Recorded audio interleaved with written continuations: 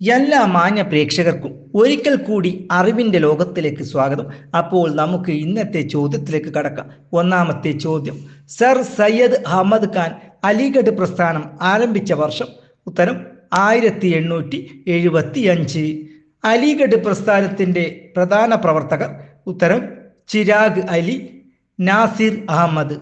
Sir Syed Ahmed Khan ആരംഭിച്ച മാസിക?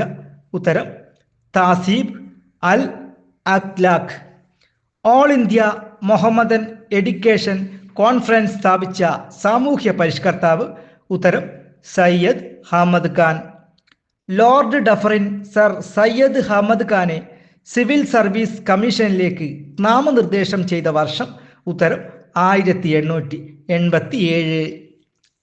ഹിന്ദുവും മുസ്ലിമും ഇന്ത്യയുടെ രണ്ടു കണ്ണുകളാണെന്ന് അഭിപ്രായപ്പെട്ട വ്യക്തി? ഉത്തരം സർ സയ്യദ് അഹമ്മദ് ഖാൻ. ബ്രിട്ടീഷ് ഗവൺമെന്റിന്റെ order of the star of India നേടിയ ഇന്ത്യൻ സാമൂഹ്യ പരിഷ്കർത്താവ്? ഉത്തരം സയ്യദ് അഹമ്മദ് ഖാൻ. തിയോസഫിക്കൽ സൊസൈറ്റി സ്ഥാപിതമായ വർഷം? ഉത്തരം 1875. തിയോസഫിക്കൽ സൊസൈറ്റി രൂപം കൊണ്ടത്? ഉത്തരം ന്യൂയോർക്ക്. തിയോസഫിക്കൽ സൊസൈറ്റിയുടെ ഇന്ത്യയുടെ ആസ്ഥാനം സ്ഥിതി ചെയ്യുന്നത്? ഉത്തരം അടയാർ. ഈ വീഡിയോ നിങ്ങൾക്ക് ഇഷ്ടപ്പെട്ടെങ്കിൽ സബ്സ്ക്രൈബ് ചെയ്യണം. അതുപോലെ തന്നെ പരമാവധി ആളുകളിലേക്ക് ഷെയർ ചെയ്യണം. പുതിയ വീഡിയോയുമായി വരുന്നതുവരെ നന്ദി, നമസ്കാരം.